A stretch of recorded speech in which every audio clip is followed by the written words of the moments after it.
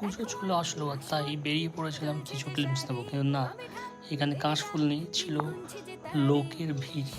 Kalighat metro station দেখলে আপনার পুরো মাথা খারাপ হয়ে যায়। মানে আমার হয়েছিল, এক সময় প্রত্যেক দিন এখানে আসতাম, তারপর এখান থেকে বেরিয়ে, স্টেশন থেকে বেরিয়ে চলে গেছিলাম শিব মন্দিরের কাছে একটি ম্যান্ডেল। আর যাকে বসে থাকতে দেখলাম সে বেলুন বিক্রি করছিল, কারণ এদের পুজোতেই হয়তো income।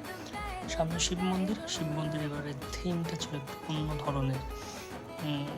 সেটা ছিল জয়সালমীরের কিছু অংশ, তাই সেখানে সত্যজিৎ বাবুর গান পেয়েছিলাম।